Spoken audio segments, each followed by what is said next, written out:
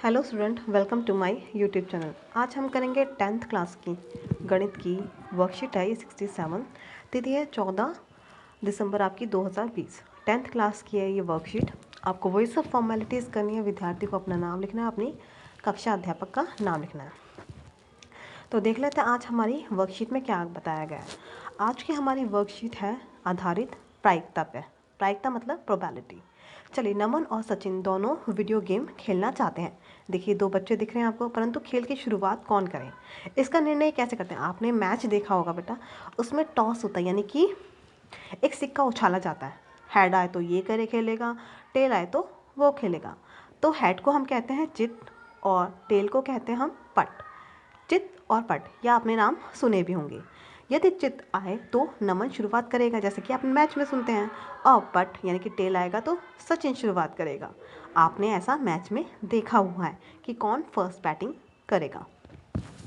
चलिए आगे हम देख लेते हैं हमें क्या समझना बाकी है। प्रायिकता आपको समझ आई, प्रायिकता की ज़रूरत क्यों पड़ी। जब हम निर्णय नहीं ले पाते, जब हमें समझ नहीं आता कि पहल कौन करेगा, तो हम प्रायिकता आधारित करते हैं। जैसे यहाँ देखिए, चित और पट आपको बता रखा है। इंग्लिश में क्या कहते हैं उसे, हिंदी में क्या कहते हैं। एक एक है क्योंकि सिक्के में एक ही हेड होगा और एक ही टेल होगा। एक सिक्के पर तो ये होगा। और कुल संभावना कितनी हो गई, दो। दो कैसे, एक बार चित एक बार टेल, दोनों के आने की संभावना है। चलो, कुल संभव परिणाम कितने हुए, दो। अगर मुझे हेड की निकालने हैं, यानी कि मेरे को चित की निकालनी है। चित कितना है, एक है, और कुल कितने हैं, दो हैं, यानी कि 1/2। अगर मैं चित की बात करती हूँ, ऐसे ही मैं पट की निकालूंगी। पट कितना है, एक। सिक्के में एक ही बार पट होता है, 1/2। दो क्यों, क्योंकि कुल। तो आप प्रायिकता कैसे निकालेंगे अपनी ई मतलब घटना। आपकी कौन सी घटना की आप प्रायिकता निकाल रहे हैं। ई के अनुकूल परिणामों की संख्या जो उसके फेवर में है, बटा में यानी कि भाग करेंगे आप सभी संभव परिणामों की संख्या। आप कुल की बात करेंगे कि कुल कितने परिणाम हो सकते हैं। पट आने की प्रायिकता कितनी हो गई, 1/2। वैसे ही आपके हेड आने की यानी कि चित आने की प्रायिकता कितनी हो गई, 1/2। आपको समझ आया होगा 1/2 कैसे हुई। आप अगर इसे चेक करना चाहते हैं कि कुल एक कैसे हुआ, 1/2 जमा में 1/2, आपके पास आ जाएगा 2/2 यानी कि 1। तो मैंने उस दिन भी बताया था प्रायिकता ज़्यादा से ज़्यादा कितनी हो सकती है, एक हो सकती है। हाँ, 0 से बड़ी और 1 से छोटी, यानी कि 0 और 1 के बीच में आपकी प्रायिकता आएगी। चलिए, एक सिक्के से तो दो ही लोगों का फैसला हो सकता है। चलिए, सिक्का तो हमने दो लोगों का फैसला करना, तो सिक्का उछाल लिया। उनके तीसरे दोस्त मोनू के आने पर पहले खेल खेलने का फैसला कैसे करें, इसके लिए उन्होंने दो सिक्के उछालने का फैसला किया। अब एक सिक्के से तो भैया दो लोग ही, एक हेड आए तो ये खेल लेगा, टेल आएगा तो वो खेल लेगा। लेकिन तीसरा भी इंसान जुड़ जाए तो हम कैसे डिसाइड करेंगे, कैसा फैसला लेंगे कि अब कौन खेलेगा। चलिए, इसकी देख लें प्रायिकता, यानी कि क्या क्या इसके केस बनते हैं, किसके जीतने की संभावना अधिक है। देखिए, दो सिक्के हैं तो दो बार चित आ सकता है, यानी कि हेड हेड। ठीक है, एक बार हेड आ जाए, दूसरी बार में टेल आ जाए आपका, यानी कि पट आ जाए। ठीक है, यह हो सकता है पहले पट आ जाए बाद में चित आ जाए, या ये भी हो सकता है कि दोनों पट आ जाए, यानी दोनों टेल आ जाएं। ये 4 केसेस होंगे, 1 2 3 4, और इससे ज़्यादा नहीं बनेंगे। अगर आप चेक करना चाहते हैं तो देख लीजिए कैसे करेंगे आप। 2 यानी कि कितने सिक्के थे, 2। 2 की घात 2, क्योंकि कितनी बार उछाला जाएगा, 2 बार। एक सिक्के को एक बार, दूसरे सिक्के को भी एक बार, यानी कि कितनी बार उछला, 2 बार। तो देख लेते हैं, अगर मुझे हेड यानी कि चित की प्रायिकता बतानी है इन दोनों सिक्कों में, तो हेड दोनों बार कितनी बार आ रहा है, एक ही बार आ रहा है दोनों। ठीक है, 1/4। 4 क्यों, क्योंकि 4 केस हैं, कुल की बात करेंगे ना हम, 1/4। दो सिक्कों से प्राप्त कुल परिणाम हमारे पास कितने हैं, 4 हैं। देखिए, साइड में हमने लिख भी रखा है। अगर हम पट की बात करें, दोनों बार पट आए, दोनों बार टेल आए, वो क्या है, एक ही केस ऐसा है, ये रहा 1/4। तो इसकी भी प्रायिकता कितनी है, 1/4 की है, क्योंकि 4 केसेस कुल हैं। अगर मैं टेल की बात करूं, मुझे नहीं पता पहले आ जाए या बाद में आ जाए, बट टेल आना चाहिए, यानी कि आपका पट आना चाहिए। ऐसे केस कितने हैं, 2 हैं, और कुल कितना है, 4, यानी कि 2/4 कितना हो जाएगा, इसे 2 के पाड़े से काट लीजिए, 1/2। नहीं तो आप चाहें तो इतना भी छोड़ सकते हैं। चलिए, उदाहरण देख लेते हैं अपना उदाहरण भी हमारा इसी तरह पे है, 2 सिक्कों पर घटना E1 है, कम से कम एक चित्त वाले परिणाम आपको बताने हैं। एक चित्त यानी कि उसमें एक भी हो सकता है, 2 भी हो सकता है, 3 भी, आप ऐसे कर लीजिएगा। चलिए हम टाइम ना वेस्ट करते अपना पहला प्रश्न कर लेते हैं। यदि सिक्का 500 बार उछाला जाता है और 159 बार पट प्राप्त होता है तो पट प्राप्त करने की प्रायिकता ज्ञात कीजिए। देखिए पट ही प्राप्त हो रहा है और उसी की प्रायिकता आपको बतानी है। कुल कितने परिणाम है? 500 परिणाम। पहले हम ये लिख लेते हैं। कुल परिणामों की संख्या हमें दी गई है, कितनी बार उछाला है? 500 बार उछाला गया है। चलिए हमें पट की प्रायिकता भी पता है, इसे भी लिख लेते हैं।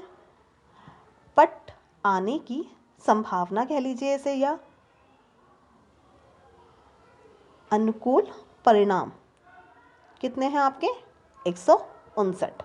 इसे लिख दीजिए 159। अब क्या करना है आपको? पट प्राप्त करने की प्रायिकता ज्ञात कीजिए, यानी कि प्रोबेबिलिटी किसकी? पट की। P अंदर आप लिखेंगे पट यानी कि इवेंट बराबर किसका है? कितना दे रखा है आपको? 159। ठीक है, पट की जो भी आपके अनुकूल आई हैं, पट आने की संख्या अगर दे रखी है, कई बार दे रखी होती, कई बार नहीं दी होती। नहीं दी हो तो आपको निकालना पड़ेगा, अगर दे रखी है तो कोई बात ही नहीं, तो सीधा प्रश्न है। इसमें तो दे रखी थी, और हमारे बटा में कुल परिणाम की संख्या।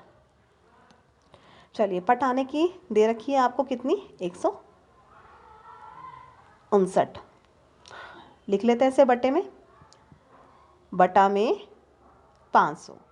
अगर किसी एक पहाड़े से कटता है तो काट लीजिए, नहीं तो इसे ऐसे भी छोड़ सकते हैं आप। चलिए अपना दूसरा प्रश्न हम पढ़ लेते हैं। 2 सिक्कों को एक साथ उछाला जाता है, एक साथ उछाल रहा है, वही 4 केसेस बनेंगे। निम्नलिखित घटनाओं के लिए अनुकूल परिणामों की संख्या लिखनी है आपको। कम से कम एक पट प्राप्त करना। पहले तो हम केस लिख लेते हैं। हमारे कुल परिणामों की संख्या कितनी थी? 4 थी।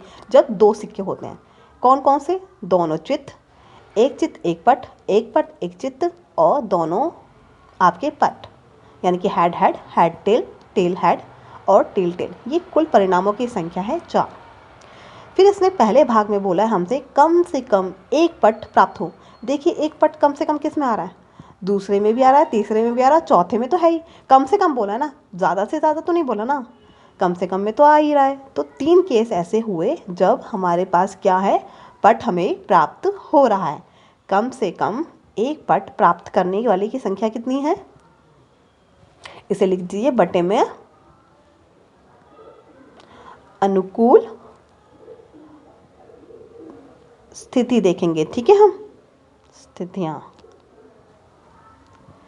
तो कितनी मैंने बताई? 3। कौन कौन सी? ये तो नहीं है क्योंकि इसमें पट है ही नहीं, इसमें चित्त है दोनों। ये है और ये है। 3 है आपके। ठीक है बेटा, तो लिख दीजिए बटे में 3। हेड टेल, टेल हेड और टेल टेल।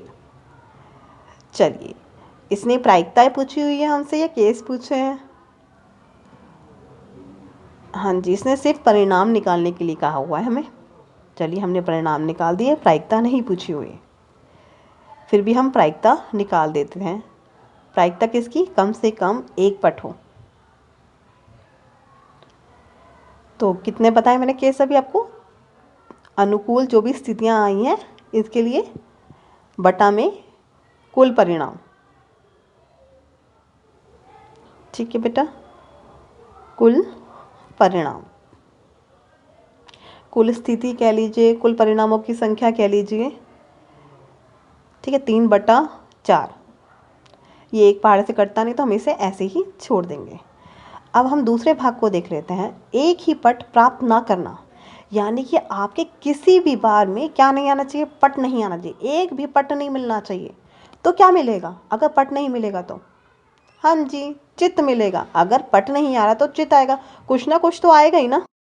चलिए इसे हल कर लेते हैं अपना दूसरे भाग को। पहले केस लिख लेते हैं।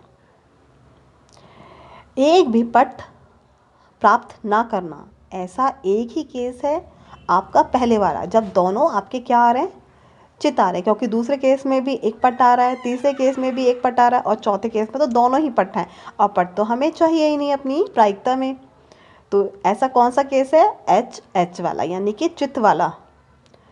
तो प्रायिकता कितनी हो गई आपकी P, एक भी पट प्राप्त नहीं करने की 1/4।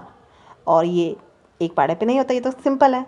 अगर आपको ये वीडियो पसंद आई तो प्लीज़ से लाइक कीजिएगा, मेरे चैनल को सब्सक्राइब कीजिएगा। थैंक यू बच्चों। और कोई दिक्कत है तो कमेंट बॉक्स में आप लिखकर पूछ सकते हैं।